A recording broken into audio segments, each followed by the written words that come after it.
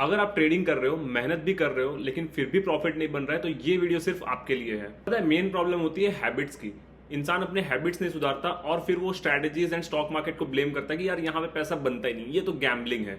लेकिन ये रियलिटी नहीं होनी चाहिए। आज के वीडियो में हम लोग 4 ऐसी हैबिट्स के बारे में डिस्कस करेंगे जिसकी वजह से 93% ट्रेडर्स आज भी लॉस में है इन इंडिया। मैं एक चीज नोटिस करता हूँ, मोस्ट ऑफ द ट्रेडर्स नई स्ट्रैटेजीज ढूंढते रहते हैं, बहुत सारे डिसिप्लिन ट्रेडर्स के वीडियोस देखते रहते हैं, लेकिन वो लोग अपने हैबिट्स के ऊपर काम नहीं करते। That's where the problem lies. आपको एक चीज क्लियर बता देता हूँ, मैं 6 साल से ट्रेडिंग कर रहा हूँ और मैंने यही चीज नोटिस किया है कि ट्रेडिंग नॉलेज से ज्यादा हैबिट्स का गेम है। मैं भी शुरू में वही सारी मिस्टेक्स करता था जिनके बारे में आज के वीडियो में बताने वाला हूं।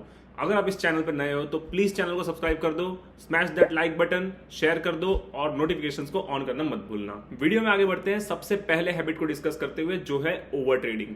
आप सब लोग इस हैबिट से जूझ रहे होंगे क्योंकि ये हैबिट बहुत ही कॉमन है बिगिनर ट्रेडर्स में। सारे लोग स्टॉक मार्केट में आते ओवर ट्रेडिंग करते हैं क्योंकि उन्हें एक ही दिन में अमीर बनना है। इसीलिए वो सोचते हैं कि मैं जितने ज्यादा ट्रेड्स लूंगा उतनी जल्दी प्रॉफिटेबल हो जाऊंगा, लेकिन ये रियलिटी नहीं होती है। पता है, जब मैं बिगिनर था तो मैं यही सोचता था कि मार्केट खुला मतलब आज ट्रेड करना ही है, but that should not be the case. Market खुला, मुझे अपॉर्चुनिटी मिलेगी तो ही मैं ट्रेड करूंगा, वरना मैं ट्रेड नहीं करूंगा। ये मैंने रियलाइज किया 3 से 4 साल बाद, अपनी जर्नी में ऑलमोस्ट 10 लाख से ज्यादा का लॉस करने के बाद। धीरे धीरे रियलाइज हुआ कि ज्यादा ट्रेड से ज्यादा प्रॉफिट नहीं बनता है, बल्कि आपके ज्यादा लॉसेज होते हैं इन terms of taxes, brokerages, STT, CST, GST, everything. Over trading के ना बहुत सारे रिजल्ट्स आते हैं, बहुत सारे बैक साइड इफेक्ट्स आते हैं, जैसे इमोशनल फटीग होता है, बहुत ज्यादा इमोशनल प्रेशर होने लगता है, छोटे छोटे लॉसेस बड़े बन जाते हैं because of high amount of brokerage and government charges. Discipline and consistency भी ब्रेक होती है इस जर्नी में ओवर ट्रेडिंग जब आप करते हो। देखो, सिर्फ 2 लाइनों में बताऊं तो प्रोफेशनल ट्रेडर्स सिलेक्ट करते हैं एंड बिगिनर ट्रेडर्स हमेशा रिएक्ट करते हैं। तो अगर यहां तक वीडियो को देखा है, बस एक प्रॉमिस करो खुद से, आज से ओवर ट्रेड नहीं करूंगा। मेरा स्ट्रैटेजी या मेरा सेटअप मार्केट में ट्रिगर होता है तो सिर्फ 1 या 2 ट्रेड लेंगे, उसके बाद हम लोग मार्केट को क्लोज कर देंगे, सिस्टम को क्लोज कर देंगे। इसी के साथ हम लोग बढ़ते हैं second biggest problem, that is no risk definition. बहुत सारे ट्रेडर्स को पता ही नहीं है मुझे दिन में रिस्क कितना लेना है। जैसे मेरा बहुत ज्यादा क्लियर होता है, मैं एक ट्रेड में 1000 रुपीज का रिस्क लेता हूं एंड उसके सामने 2000 से 3000 रुपीज का प्रॉफिट निकालता हूं। मैं ऐसे दिन में 5 ट्रेड लेता हूं बिकॉज ऑफ इक्विटी सेटअप। तो मेरा सेटअप ही ऐसे बना है कि मैं दिन में 5 ट्रेड ले सकता हूं, जहां पे मेरा डेली लॉस 5000 होगा अगर मेरे 5 ट्रेड स्टॉप लॉस लेते हैं। अगर मेरे 5 ट्रेड प्रॉफिट्स में जाते हैं तो मेरा डेली टारगेट होगा 10,000 से 15,000 के बीच में, depending on the movement of the stock. आपको हमेशा ट्रेड लेने से पहले आपका रिस्क क्लियर रखना है। आपको अपना एंट्री पता होता है, आपको अपना स्टॉप लॉस पता होता है, आपको अपना टारगेट भी पता होता है, लेकिन आपको ये नहीं पता हो कि मेरा रिस्क कितना है, बिकॉज आप अनलिमिटेड क्वांटिटी के साथ चले जाते हो। अगर आपके अकाउंट में 1 लाख रुपए है तो आप 1 लाख का ट्रेड एंटर कर देते हो, जहां की आपको अपनी रिस्क कैपेसिटी के हिसाब से ही अमाउंट या तो पोजीशन साइजिंग करना था। इससे होता क्या है, जब प्रॉफिट आता है तो बड़ा आता है, बट लॉस जाता है तो बहुत बड़ा जाता है, जिसकी वजह से बिगिनर ट्रेडर्स के माइंडसेट बहुत हेवीली इफेक्ट होते हैं एंड फिर वो revenge trading and over trading में चला जाता है। तो इसीलिए एक सिंपल सी चीज को कंट्रोल करने से हम लोग और 2-3 चीजों को कंट्रोल कर लेते हैं, दैट इज रिस्क डेफिनेशन। अपने रिस्क को डिफाइन करो हर ट्रेड से पहले, बाकी सारी चीजें अपने आप कंट्रोल होने लगेंगी। रिस्क कंट्रोल करने के कई बेनिफिट होते हैं। अगर आप अपना रिस्क कंट्रोल करते हो तो आप लंबे समय तक अपने कैपिटल के साथ मार्केट में बने रहते हो एंड मार्केट में जब तक बने रहोगे पैसा तो बनता रहेगा, अपॉर्चुनिटीज मिलती रहेंगी। आई होप आपको ये टॉपिक क्लियर हुआ होगा। हम लोग बढ़ते हैं अब तीसरे टॉपिक की तरफ, दैट इज रिवेंज ट्रेडिंग।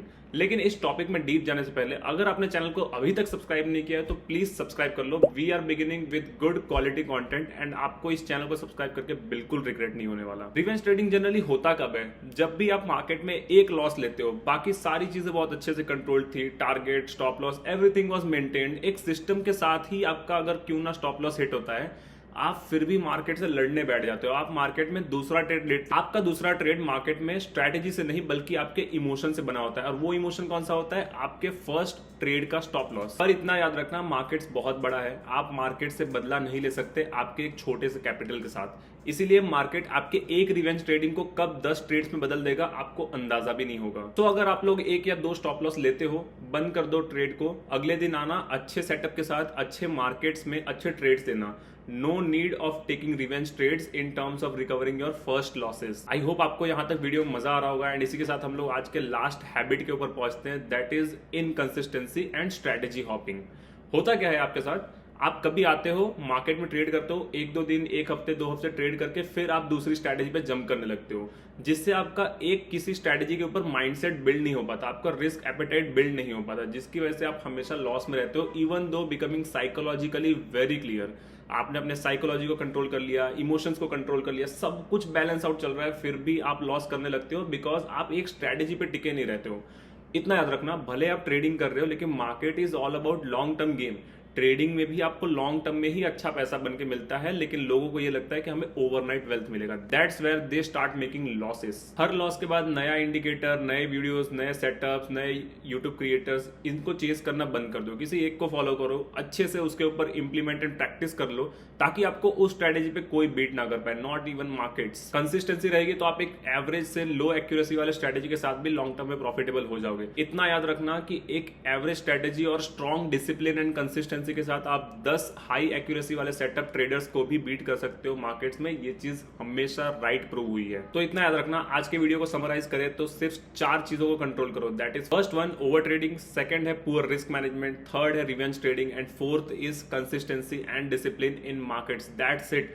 अगर ये 4 चीजों को अच्छे से कंट्रोल कर लिया, आप प्रॉफिटेबल होके ही रहोगे। जाते जाते बस एक पर्सनल एडवाइस देता हूँ, ट्रेडिंग कोई स्किल नहीं है, कोई शॉर्टकट नहीं है, ये एक लॉन्ग टर्म नॉलेज बैंड है जहां पे आपको बहुत अच्छे से कंसिस्टेंटली काम करना पड़ेगा। अगर आप ट्रेडिंग को बहुत सीरियसली सीखना चाहते हो बिना किसी कोर्स के साथ, सब्सक्राइब कर लो चैनल को। बहुत सारे वीडियोस आने वाले हैं फ्री ऑफ कॉस्ट आपकी लर्निंग को एनहांस करने के लिए। That's it.